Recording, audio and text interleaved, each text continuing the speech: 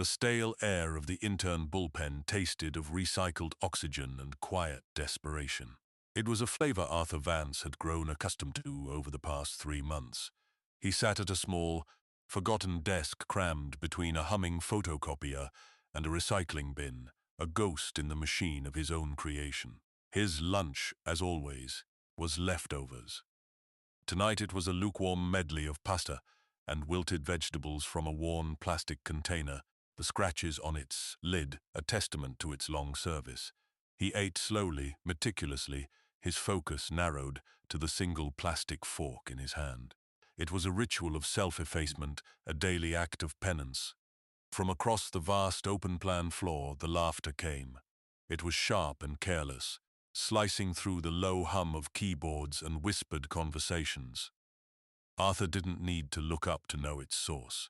A trio of interns, fresh-faced and clad in the crisp, aspirational armor of their first corporate job, were glancing his way. Their leader, a young man with a jawline as sharp as his ambition, made a show of pointing. Arthur had learned his name was Chad. "Check out old Joe," Chad said, his voice a stage whisper designed to carry. "Still plowing through last week's garbage. You'd think he'd at least splurge for the vending machine." His companions tittered, their amusement a cheap currency they were eager to spend. Arthur felt the sting, but it was a familiar one, a dull ache he had intentionally invited into his life. He kept his eyes on his pastor. He was not Joe, he was Arthur Vance, the man who had laid the first brick of this billion-dollar company, the architect of the very server farm humming beneath their feet. But for the last 5 years, and especially for the last 3 months, he had been a ghost, a recluse hiding in plain sight. This exercise, this descent into the anonymous ranks of his own empire, was a test. He just wasn't sure anymore if he was testing the company or himself. The world outside his small desk was a landscape of glass and brushed steel, a monument to a vision he'd once had. Sunlight streamed through floor-to-ceiling windows, illuminating dust motes dancing in the air, each one a tiny, forgotten world. The view stretched across the city, a concrete and steel tapestry that he had once felt he owned. Now, he felt like he was viewing it through a stranger's eyes. The sounds of the office were a symphony of manufactured productivity, the rhythmic clatter of keys, the soft chime of incoming emails, the distant, muffled ring of a phone in a private office. It was the heartbeat of a beast he had designed, and it no longer recognized its master. His current life was a fortress built of anonymity. After the betrayal, the brutal boardroom war that had left him victorious but emotionally gutted, he had cashed out, retreated. He had won the company, but lost his faith in people. The money was a cold comfort, a pile of ash where a fire used to be. He'd spent years in a gilded cage of his own making, a penthouse apartment with panoramic views of a world he refused to participate in. But the silence had become a roar. So he had devised this plan, this insane, desperate pilgrimage back to the beginning. He had used a long-dormant holding company to get himself placed as a temporary administrative assistant, a role so low-level he was functionally invisible. He wanted to see what had become of his creation. He wanted to see if there was any soul left in it. So far, all he had found was the casual cruelty of young men like Chad. The interns moved on, their laughter fading as they headed toward the gleaming espresso machine. Arthur finished his last bite of pasta, the taste of mediocrity a grounding sensation. He closed the lid on his container. He was an island, and the tide of office life washed around him without touching him. This was his stasis, his chosen purgatory. He felt a familiar wave of despair, the cold certainty that this experiment was a failure, that the world was exactly as cynical as he had come to believe. He had built the walls around his life so high and so thick, he was no longer sure he knew how to find the gate. Just as he was about to pack his container away, a small paper cup appeared on the corner of his desk. It was placed there so quietly, he almost didn't notice. Beside it sat a single pastry, a small almond croissant nestled in a napkin. He looked up, startled out of his reverie. A young woman was already walking away, her back to him, her posture suggesting she wanted no acknowledgement. He recognized her from the intern pool. Her name was Clara. She had been standing near Chad's group, but she hadn't been laughing. He'd noticed her because she was the only one who hadn't. Her silence had been more noticeable than their noise. He stared at the offering.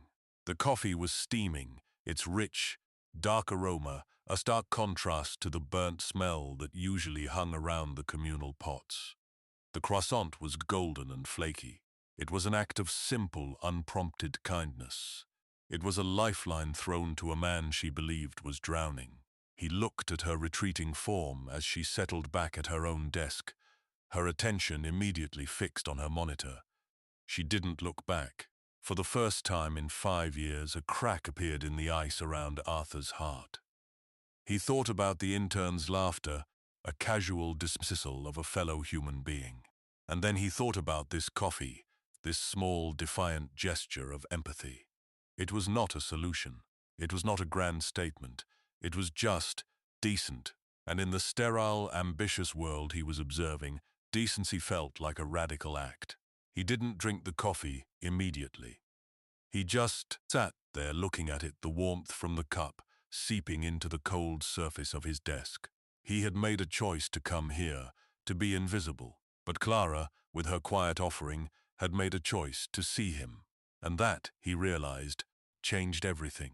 He was still in the belly of the beast, but for the first time he felt a flicker of something he had long thought extinct. Hope. The next day Arthur altered his routine. Instead of keeping his head down, he observed Clara. She was different from the others. While Chad and his cohort spent their time networking, posturing, and finding ways to appear busy, Clara worked with a quiet, intense focus. She was methodical, her brow furrowed in concentration as she tackled the menial tasks assigned to the interns. Data entry, report collation, scheduling meetings for executives who would never learn her name. There was no wasted motion, no pretense. He found his opportunity that afternoon. The interns had been tasked with compiling market research from a dozen disparate sources into a single cohesive presentation. It was a deliberately tedious job, designed to test their patience and attention to detail. Chad had delegated most of his share to the others, then spent his time loudly brainstorming blue sky paradigms on a whiteboard, using words he'd clearly learned from a business podcast. Clara, meanwhile, was wrestling with a corrupted data file that was throwing off her entire report. Arthur watched her for a few minutes, her frustration a palpable energy. She sighed, rubbing her temples. He stood up from his desk and walked over, his movements slow and unthreatening. "Is everything all right?" he asked, his voice raspy from disuse. Clara looked up, surprised. Her eyes, a warm hazel, were tired. "Oh, hi. It's this file. It's corrupted or something. All the formatting is scrambled, and it's throwing off the formulas in my spreadsheet. I've been trying to fix it for an hour." Chad glanced over, a smirk playing on his lips. "Tough break, Clara. Maybe you should just start over." Arthur ignored him. He leaned in slightly, looking at her screen. "Sometimes the metadata gets cross-linked when you import from a legacy platform. The underlying code is fighting the application's format." He spoke simply, stripping the jargon he himself had invented years ago. "Try this. Open it in a plain text editor. You'll see a lot of garbage code, but the raw data should still be there, probably in comma-separated values. You can copy that, paste it into a new sheet, and rebuild it in minutes." Clara stared at him, her brow furrowed again, but this time in curiosity. "A plain text editor? I don't even know how to do that." "It's simple," he said, and for the next 5 minutes he guided her through the process. He didn't touch her keyboard. He just spoke, his instructions clear and concise. As he predicted, the raw data was intact. She copied it over, and with a few clicks, her spreadsheet populated correctly. The relief that washed over her face was profound. Wow, she breathed, looking from her screen to him. Thank you. How did you know that? Arthur felt a phantom limb ache. The part of him that was a builder, a problem solver. I used to work with old systems, he said, the half-truth tasting strange on his tongue. Just picked up a few tricks. Well, you just saved me hours of work, she said, a genuine, radiant smile lighting up her face. I owe you one, another coffee at least. That isn't necessary, he said. But the warmth of her gratitude was more potent than any caffeine. He retreated to his desk, feeling the unfamiliar sensation of being useful. He had integrated just a little. He had stepped out of the shadows, and the world had not collapsed. Chad shot him a look of resentful confusion, unable to compute how the office troll could possess any useful knowledge. The small conflict had been won, not with power or authority, but with quiet competence. The stakes were minuscule, but for Arthur the victory felt significant. A week later, the stakes escalated. Clara had a childcare emergency. Her sitter had cancelled at the last minute, and she had a critical deadline. With no other option, she brought her son to the office for the last hour of the day. His name was Leo, a small, 7-year-old boy with his mother's curious hazel eyes and a mop of unruly brown hair. He was clutching a worn-looking teddy bear, his expression a mixture of awe and apprehension at the towering glass palace. Clara set him up in a corner near her desk with a coloring book, pleading with him in whispers to be as quiet as a mouse. But the quiet of a mouse is not the natural state of a 7-year-old boy. After 10 minutes of dutiful coloring, boredom set in. Leo began to explore. He wandered past the whispering interns, his small hand trailing along the cool glass partitions.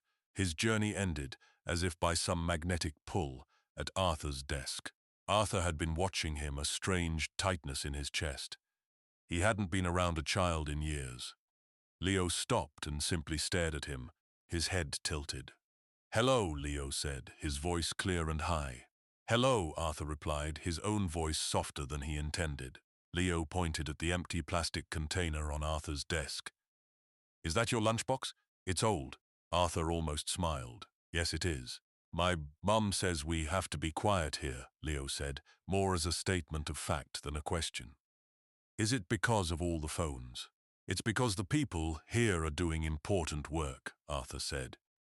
Leo considered this with the gravity only a child can muster. Then he looked Arthur straight in the eye. "Are you sad?" The question was so direct, so devoid of artifice, it struck Arthur like a physical blow. No adult had asked him that question in 5 years. They had asked if he was angry, if he was retiring, if he was unwell, but never if he was sad. He had built a fortress of wealth and power and isolation. And a 7-year-old boy had just walked right through the front gate and found him in the throne room. He found he couldn't lie. "Sometimes," he admitted. Leo nodded as if this was a perfectly reasonable answer. "My bear gets sad sometimes too. I give him a hug." He held up the stuffed bear. "His name is Captain Barnaby." Clara, noticing her son had gone rogue, rushed over, her face flushed with apology. "Leo, I am so sorry. I told you to stay put." "It's all right," Arthur said, his eyes still on the boy. "He was just introducing me to Captain Barnaby." Leo, sensing he wasn't in trouble, beamed. He looked back at Arthur. "Do you want to hold him? He gives good hugs." Before Arthur could respond, Leo had placed the worn, slightly lopsided bear in his hands. The fabric was soft from years of affection. Arthur held the toy, this totem of a child's innocent love, and felt another wall crumble within him. He was holding something real, something more valuable than any stock certificate or patent he owned. He looked up at Clara, who was watching the scene with a mixture of horror and amazement. In that moment, he saw the fierce, protective love she had for her son, the source of her drive and her weariness. And he understood. He wasn't just helping an intern. He was helping a mother who was fighting to build a life for her child. The emotional anchor had found him. His purpose, which had been abstract and self-centered, was beginning to sharpen. It now had a face. It had two, in fact. One was tired but resilient. The other was asking him if he was sad. They began to talk more after that. Small conversations in the quiet moments of the day, by the coffee machine, or as they were packing up to leave. He learned about her life before the internship, the degree she'd finished at night school, the string of thankless she'd worked to support, herself and Leo, her dream of becoming a project manager. She spoke of her life not with self-pity, but with a pragmatism that he found deeply admirable. One evening, they were the last two left in the bullpen. A thunderstorm was raging outside, the rain lashing against the massive windows. The office was dark, except for the glow of their monitors and the occasional flash of lightning that illuminated the empty desks. Clara was staring blankly at her screen, the exhaustion of her week finally catching up with her. "Long day?" Arthur asked gently. She sighed, turning to him. The professional mask was gone. "Long life," she said with a wry, tired smile. "Sometimes I just wonder if it's worth it, this climb. I'm running as fast as I can just to stay in the same place." "You're doing more than that," he said. "I see how you work. You're smart. You're thorough. You're better than the others." Her smile faltered. "Thanks, but being good at data entry doesn't pay the rent long term. I need this to turn into a real job. For Leo." She paused, her gaze distant. "His dad, he wasn't interested in the responsibility. He thought dreams were more important than diapers. So it's just us." The raw honesty of her confession invited one in return. He felt a powerful urge to tell her everything, to unburden himself of the lie he was living. But he couldn't. Not yet. The risk was too great. Instead, he offered her a piece of the truth, a shard of the real story. "I know something of what that's like," he began, his voice low. "Feeling like you're fighting alone." He looked out at the storm-swept city. "I built something once, a long time ago, a business. I poured everything I had into it, my time, my soul. I had a partner, someone I trusted like a brother." He paused, the memory still sharp, still painful. "We were on the verge of a massive breakthrough, a project that would have changed everything. But he went behind my back. He made a deal to sell off the core technology, the very heart of what we had built.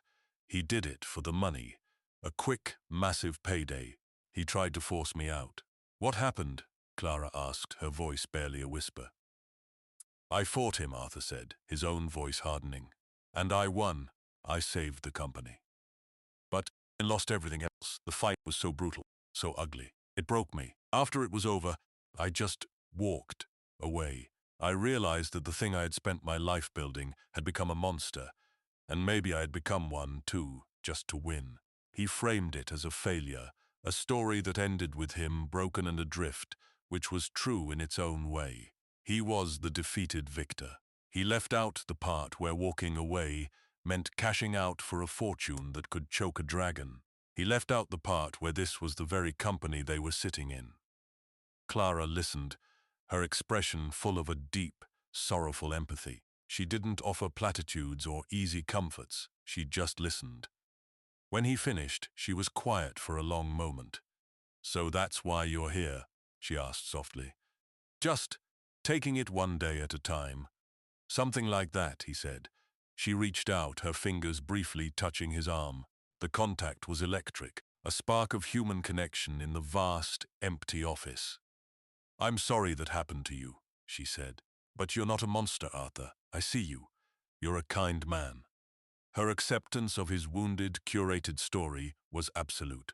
She saw the man he presented, a broken but decent person, and she didn't flinch. She accepted him. The bond between them solidified, no longer just a shared workspace, but a shared understanding of pain. He had let her into his fortress, just a little, and she had brought a light with her. But he knew, with a dawning sense of dread, that the rest of the fortress was built on a foundation of lies, and lies, he knew better than anyone, were made to be exposed. The point of no return arrived on a Tuesday, disguised as a corporate pep rally. Mr. Sterling, the executive vice president of global strategy, was visiting the branch. The name sent a jolt of ice through Arthur's veins. It was him, Marcus Sterling, the partner who had betrayed him, the ghost at the feast. Arthur had known Sterling was still with the company, had even climbed higher in the years since Arthur had left, but he had not anticipated a face-to-face encounter. An email announced an impromptu tour of the floor, followed by an all-hands meeting. A nervous energy filled the office. People straightened their ties and tidied their desks. Chad was practically vibrating with excitement, seeing it as his moment to be noticed by the corporate brass. Clara was focused on her work, but even she seemed tense. Arthur considered disappearing. He could feign sickness, hide in a bathroom stall, simply walk out of the building and never return. The thought was tempting. It was the coward's way out, the path he had been walking for 5 years. But then he looked at Clara, bent over her desk, her determination a silent rebuke to his own desire to flee. He thought of Leo. He stayed. The tour began. A phalanx of local VPs and managers surrounded Sterling, laughing too loudly at his jokes, their deference a sickening display. Sterling was older now, his hair a distinguished silver at the temples, his suit exquisitely tailored. He had the easy, predatory grace of a man who had never faced a consequence in his life. He moved through the bullpen, shaking a few hands, offering empty words of encouragement. And then he saw him. Sterling was mid-sentence when his eyes swept across the intern section and landed on Arthur. For a fraction of a second, the mask of affable power dropped. His face went pale, a flicker of pure, undiluted shock followed by a wave of something that looked like fear. His smile froze, his words died in his throat. The executives around him paused, confused by his sudden silence.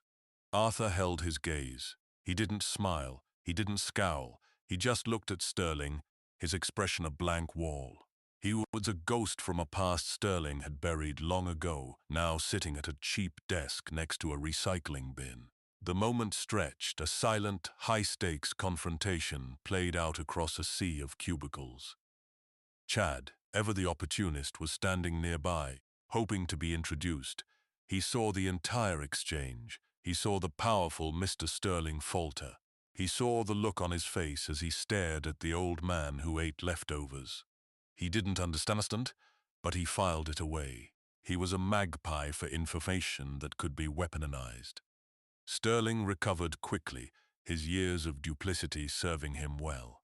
He forced a tight smile, turned away from Arthur, and said to the nearest VP, "Excellent morale here, truly excellent." He moved on, his pace a little quicker than before. The tour continued, but the energy had shifted. A stone had been dropped into the placid waters of the office, and the ripples were spreading. Chad couldn't let it go. The image of Sterling's reaction was burned into his mind. It was a discrepancy, an anomaly in the rigid hierarchy he so admired. Power did not flinch at poverty. Why had Sterling looked at the office burnout as if he'd seen a spectre? He spent the rest of the afternoon digging. He was clever in a shallow, ruthless way. He started with the name he'd overheard Clara use, Arthur. He cross-referenced it with company databases, looking for past employees. Nothing. He broadened his search.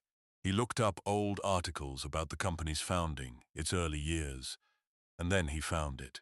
An old business journal profile from a decade ago. The grainy photo showed 2 young men beaming with success. One was a younger, darker-haired Marcus Sterling. The other, the company's brilliant, reclusive co-founder, was a man named Arthur Vance. The face was younger, unlined by grief and disillusionment, but it was unmistakably him, the man at the desk, the man eating sad, cold lunches, the man who had helped Clara. Chad felt a surge of adrenaline, the thrill of discovery mixed with the acid of vindictive glee. This was it. This was the leverage he needed. Clara had been outperforming him, getting quiet praise from the managers for her efficiency. An efficiency he now realized she'd gotten from a secret billionaire. He saw his path to discrediting her and elevating himself. He didn't wait. He stalked over to Clara's desk, his movements filled with a new, swaggering confidence. He leaned over, his voice low and conspiratorial. "I know your secret," he hissed. Clara looked up, confused. "What are you talking about, Chad?" "Your little helper," he said, nodding toward Arthur, who was watching them, a cold dread creeping into his stomach. "Your secret weapon. I know who he is." He slid his phone onto her desk, the old article displayed on the screen. "Arthur Vance, founder, genius, billionaire. Ring any bells?" Clara stared at the photo, then at Arthur. Her face went through a rapid series of emotions: confusion, disbelief, dawning comprehension, and finally a deep, painful hurt. The color drained from her cheeks. The man she had pitied, the man she had confided in, the man she had felt a fragile, growing connection with, was a lie. Chad wasn't finished. He straightened up, raising his voice so the entire bullpen could hear. He was playing to the crowd. "What's the matter, Vance? Got tired of swimming in your money pools? Decided to come down here and play pauper for a while? See how the little people live?" Every head in the office turned. The typing stopped. The silence was absolute. Arthur stood up slowly, but his eyes were only on Clara. He saw the betrayal etched onto her face, the way her hand trembled as she pushed Chad's phone away. "Clara," he started, his voice a low plea. She flinched as if his voice had burned her. She finally looked at him, and the warmth, the empathy he had come to rely on, was gone. It was replaced by a look of such profound disillusionment that it physically hurt him to see. "Is it true?" she asked, her voice shaking but clear. He couldn't deny it. The lie was too big, too fundamental. All he could do was nod, a single, miserable gesture. A tear escaped her eye and traced a path down her cheek. All of it, this whole sad, lonely man act, it was all a lie. "It's complicated," he managed, the words feeling pathetic and hollow. "Was I a part of your game?" she pressed on, her voice gaining a brittle strength. "Your little social experiment. Find the one decent person in the viper pit and see what she does. Was I just a data point for you, Arthur?" The use of his real name felt like a judgment. He had no defense. In a way, she was right. He had been testing. He had been observing. He had treated her, at first, as part of a grand, selfish experiment. He had never intended for it to become real, for her to become real. "No," he said, but it sounded weak even to his own ears. "It wasn't like that. Not with you. But the damage was done. The trust, so carefully and fragilely built, was shattered." Chad stood there, smiling, triumphant. The office was his stage, and he had just delivered the final, dramatic act. Arthur Vance, the hidden king, had been dethroned not by a rival, but by his own deception, exposed by a jealous boy. And in the process, he had broken the one thing he had found that was worth more than his entire empire. The aftermath was a silent, brutal void. Clara turned her back on him, her shoulders rigid with pain. She packed her bag with sharp, jerky movements, not looking at him, not looking at anyone. The other interns and employees stared, their faces a mixture of shock, awe, and second-hand embarrassment. Arthur stood frozen, a statue in the ruins of the life he had briefly, tentatively, started to build. Clara walked past him without a word. He reached out, his hand hovering in the air between them. "Clara, please." She stopped, but didn't turn around. "I need you to leave," she said, her voice impossibly cold. It was a command, not a request. "Me and my son. Just leave us alone." She walked away, disappearing into the elevator bay. The doors slid shut, severing the connection completely. Each word she had spoken was a hammer blow against the fragile structure of his new reality. Leave us alone. It was a banishment. He had been cast out of the one place he had started to feel he belonged. He was alone again. But this loneliness was infinitely worse than before. The old loneliness had been a choice, a protective shell. This was a consequence. This was a loss. He had found something precious and, through his own cowardice and deceit, had crushed it. He looked at Chad, who was basking in the attention, already recounting his detective work to a rapt audience. He looked at Sterling, who he knew was watching from his high-windowed office, relieved and amused. They had won. The cynicism he had come here to disprove had been validated in the most personal way imaginable. That night, Arthur didn't go back to the small, anonymous apartment he had rented for his experiment. He went home. Home to the sprawling penthouse that occupied the entire top floor of the city's most luxurious building. The elevator opened directly into a cavernous living room with 30-foot ceilings and windows that looked down on the city like the gaze of a distant god. The space was immaculate, sterile, and empty. It was filled with priceless art he never looked at and designer furniture he never sat on. It was a mausoleum for a life he had stopped living. He walked through the silent rooms, the only sound the soft tap of his shoes on the polished marble floors. He had everything a man could want, and nothing that he needed. He stood before the vast window, the city lights a glittering, indifferent carpet below. He saw the office building, his office building, a beacon in the distance. He imagined Clara at home in her small apartment, putting Leo to bed, her heart heavy with his betrayal. He imagined the story she would have to tell herself now, that his kindness was a trick, that her own judgment was flawed, that the world was just as cruel as she sometimes feared. He had not just hurt her, he had damaged her hope. His internal collapse was swift and total. The old, wounded Arthur, the cynic who had retreated from the world, re-emerged with a vengeance. He had been a fool, a sentimental idiot. Connection was a weakness. Trust was a trap for the naive. He had opened his heart just a crack, and the world had immediately rushed in to tear it apart.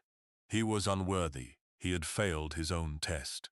He had proven nothing except his own capacity to cause pain. He walked to the bar, a monolithic block of black granite, and poured a glass of whiskey that cost more than Clara's weekly grocery bill. The liquid burned on the way down, a welcome, punishing fire. He thought about aborting the whole plan. He could disappear again, this time for good. He could sell his remaining stake in the company, move to some remote island, and let the world burn. Let Sterling and Chad and all the other hollow men have it. They deserved each other. The whiskey did nothing to dull the ache. The pain wasn't just in his head. It was a physical weight in his chest.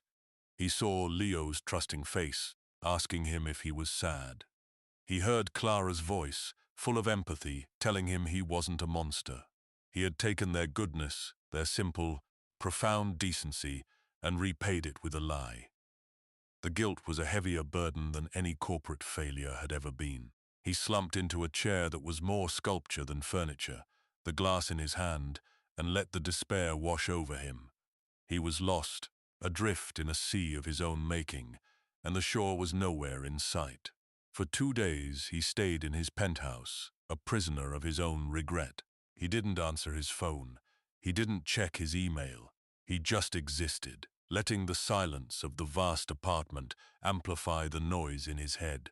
The city lights blinked on and off, the sun rose and set, and Arthur Vance remained suspended in his dark night of the soul. He was on the verge of surrendering completely, of letting the cynical, wounded man win the war for his soul then. His phone buzzed. It was a number he didn't recognize, but he had given it out only once. He had written it on a small piece of paper for Leo, a cartoon dinosaur drawn next to the digits. For emergencies, he had told the boy, a whimsical gesture at the time. Now, the word echoed in his mind with terrifying gravity. He let it go to voicemail, his hand trembling, afraid of what he might hear. A minute later, the notification appeared, a new message. With a deep, shuddering breath, he played it. The voice was small, high-pitched, and heartbreakingly familiar. "Arthur, it's Leo." There was a sniffle. "Mummy is crying. The mean man is yelling at her, the one from the office. He says she's fired." Another pause, a shaky breath. "Can you help?" The message ended. The silence that followed was deafening. Leo's voice, so full of innocent trust and fear, sliced through Arthur's self-pity like a thunderbolt. It was not about his pain anymore. It was not about his grand experiment or his wounded pride. It was about a good woman being punished for his mistakes. It was about a little boy who was scared. Sterling, Chad, they weren't just content with exposing him. They were destroying Clara to clean up the mess and eliminate a witness to their own corruption. He knew Sterling's methods. He would paint Clara as a conspirator, someone who had knowingly schemed with Arthur, and use it as grounds for her dismissal. He was tying up loose ends. Something inside Arthur shifted.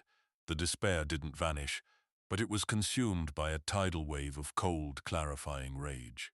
The ghost who had been hiding for 5 years was gone. In his place stood the man who had built an empire from nothing, the fighter who had stared down betrayal and won. He had been fighting for the wrong things then, for pride, for control, for a company. Now, he had something real to fight for. He moved with a purpose he hadn't felt in years. He walked into his cavernous closet, past the rows of casual clothes he had been living in, and went to a section that had been untouched for half a decade. He pulled out a suit. It was custom-made, a dark, charcoal wool that seemed to absorb the light. It was not the uniform of an anonymous office worker. It was armor. It was the skin of Arthur Vance, the founder, the titan. As he dressed, the crisp shirt, the silk tie, the polished leather shoes, he was not just putting on clothes, he was reclaiming himself. The wounded man and the powerful man were merging into something new, something whole. He looked in the mirror. The face that stared back was no longer that of a ghost. The sadness was still there in his eyes, but it was now overlaid with a diamond-hard resolve. He was no longer hiding. He was going to war. The all-hands meeting was already underway when he arrived at the headquarters. The main auditorium was packed. He bypassed the frantic security guards at the entrance, his pace confident and his aura of authority so absolute that they simply stepped aside. He strode down the central aisle, his footsteps echoing in the momentary lull between speakers. On stage, the current CEO, a man Arthur himself had mentored, was in the middle of a sentence about quarterly projections. He trailed off, his eyes widening in disbelief as Arthur approached the stage. A murmur rippled through the crowd. People were pointing, whispering. They didn't know the man from the intern pool, but the senior executives recognized the legend. Arthur Vance, the CEO stammered, his carefully prepared speech forgotten. What are you doing here? Arthur didn't answer him. He walked past the CEO and took the microphone from the lectern. The auditorium fell into a stunned, absolute silence. He scanned the crowd, his eyes searching. He found her. Clara was sitting in the back, near an exit, her face pale and streaked with tears. Beside her, a smug-looking Chad was watching the proceedings, clearly having just come from the meeting where he had helped ruin her. Sterling was seated in the front row with the other executives, a look of triumphant malice on his face that curdled into pure terror as he saw who held the stage. Arthur took a breath. He did not begin with a corporate salvo. He did not talk about profits or strategy. 5 years ago, I walked away from this company, he began, his voice calm and clear, amplified throughout the massive room. I left because I thought it had lost its soul. I thought I had lost mine. For the last 3 months, I've been working on the 4th floor as a temp, trying to see if I was right. A wave of shock rolled through the audience. I saw a lot of things, he continued, his gaze sweeping the room before landing on Sterling. I saw ambition that had curdled into cruelty. I saw people so focused on climbing the ladder that they would step on anyone to get to the next rung. He then turned his eyes to the back of the room, finding Clara again. His voice softened. But I also saw something else. I saw a young woman who, despite her own struggles, showed kindness to a stranger everyone else laughed at. She brought him a cup of coffee, not because she wanted something, but because she was a good person. He paused, letting the words hang in the air. I met her son, a little boy who was more honest and perceptive than any executive in this building. A boy who held up a teddy bear and asked me if I was sad. He let his gaze drift back to the front row, and the warmth in his voice vanished, replaced by glacial fury. And today, I learned that this woman was fired. She was fired on the recommendation of Marcus Sterling, pointed a finger directly at his former partner.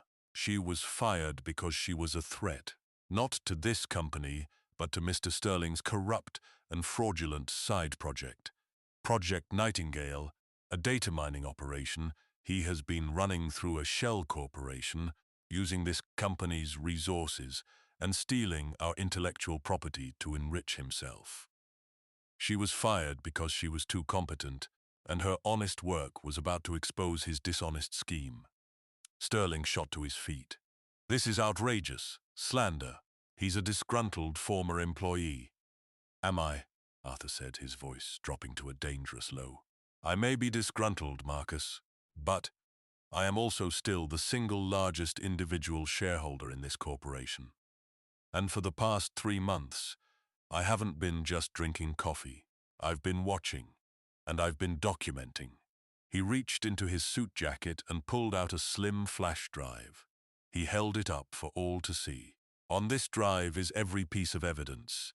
The secret server logs I accessed from an intern's terminal, the off-books financial transfers, the emails between you and your accomplices. He looked directly at Chad, whose face had gone from smug to ashen, including the ambitious young intern you used to do your dirty work. He tossed the flash drive to the stunned CEO. Security will find that Mr. Sterling has a flight to a non-extradition country booked for this evening. I suggest you stop him. The room erupted. Security guards, finally understanding the situation, moved toward a sputtering, terrified Sterling. The house of cards he had built over 5 years had just been blown away in 5 minutes. Arthur raised a hand, and the room, incredibly, fell silent again. He was in command. This was his company. It had always been his company. I'm back, he said simply, and things are going to change. The culture of fear and backstabbing ends today. My first official act is to rectify a grave injustice. His eyes found Clara's one last time. Her face was a canvas of shock, confusion, and a dawning fragile hope. I am creating a new position.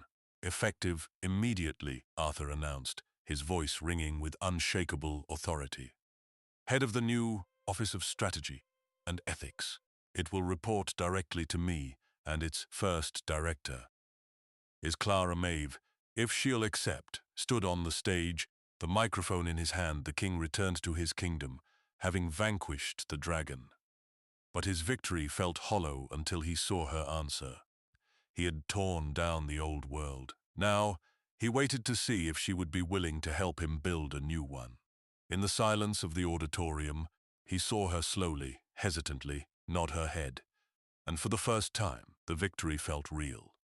6 months later, the company was unrecognizable. The transformation was not just cosmetic, it was tectonic. Arthur, with Clara as his unwavering partner and conscience, had systematically dismantled the toxic structures that had allowed men like Sterling to thrive. The opaque hierarchies were flattened. The brutal performance metrics were replaced with collaborative goals, and the corner offices on the top floors were converted into communal creative spaces. Arthur's own office was a simple, glass-walled room in the center of the main floor, his door always open. The Office of Strategy and Ethics, under Clara's quietly brilliant leadership, had become the company's new heart. She had a natural talent for cutting through corporate nonsense and seeing the human core of any issue. She implemented mentorship programs, championed a new parental leave policy that was the most generous in the industry, and established a charitable foundation funded by a significant portion of the company's profits. She was not just a director, she was a moral compass, and the employees, so used to cynicism, responded to her genuine integrity with a fierce loyalty. Arthur watched her thrive, his pride in her, a constant, warm presence. The connection that had been shattered by his deception was being rebuilt, piece by piece, on a foundation of shared work, mutual respect, and a truth that was now open for all to see. Their relationship was no longer that of a secret billionaire and a struggling intern, but of two equals, partners in every sense of the word. One afternoon, Arthur sat at his desk eating lunch. He still brought leftovers, but the worn plastic container had been replaced by a sleek new one. Inside was half a sandwich and a small salad, remnants of a picnic he, Clara, and Leo had enjoyed in the park the previous Sunday. The food was no longer an act of penance. It was a memory of joy. Clara walked into his office holding 2 mugs of coffee. She placed one on his desk, the gesture a quiet echo of their first real interaction. She no longer had the weary, guarded look of an intern fighting for survival. Her eyes were bright, her smile easy and confident. "Thinking deep thoughts?" she asked, settling into the chair opposite him. "Just remembering," he said, looking at the coffee. "I was thinking about the first time you did this. You had no idea who I was. You just saw a lonely man and decided to be kind." "I saw a man who looked like he needed a friend," she corrected gently. "I guess my instincts were right." They sat in comfortable silence for a moment, the bustling energy of the revitalized company, a pleasant hum outside the glass walls. The symbolic return was complete. He was back in a position of power, eating leftovers, but everything was different. He was not hiding, he was home. That weekend, he went with her and Leo to the Science Museum. As they stood before a massive Foucault pendulum, its slow, inexorable swing a measure of the Earth's rotation, Leo slipped his hand into Arthur's. The small gesture was so natural, so full of unthinking trust, that Arthur's breath caught in his throat. He looked at Clara, who was watching them, her expression soft and full of a love that included them both. Later, they sat on a bench outside, watching the evening sun paint the sky in hues of orange and purple. Leo was chasing pigeons a short distance away, his laughter carrying on the breeze. "Do you ever miss it?" Clara asked quietly. "The anonymity? Being able to just watch without anyone knowing who you are?" Arthur considered the question. He thought of the lonely man at the forgotten desk, nursing his wounds, wrapped in a protective cloak of invisibility. He had thought he was testing his company, looking for a reason to believe in it again, but he realized now that had only been part of it. "No," he said, his voice full of a certainty that resonated deep in his soul. "I wasn't just hiding from the world, I was hiding from myself. I thought I was testing the company's soul, but I was really testing my own. I was testing to see if I could ever trust anyone again." He turned to her, his gaze direct and open. All the walls were gone, all the secrets burned away in the crucible of the past 6 months. All that was left was the truth. "You passed the test," he said softly. "You and Leo. You didn't just show me there was good in the company. You showed me there was still good in the world. You saved me, Clara." She smiled, a tear glistening in her eye. She reached out and took his hand, her fingers lacing with his. "We saved each other," she whispered. He looked from her face to her son, who was now running back toward them, his face bright with joy. Arthur's life had been a story of building and breaking, of loss and isolation. But that story was over. A new one was being written, a story of connection, of forgiveness, and of a love that was both a quiet sanctuary and a powerful, world-changing force. The king had left his lonely castle not to reclaim a kingdom of glass and steel, but to find a home in the hearts of a woman and a boy, and in their small, perfect kingdom, he had finally found a lasting, earned peace.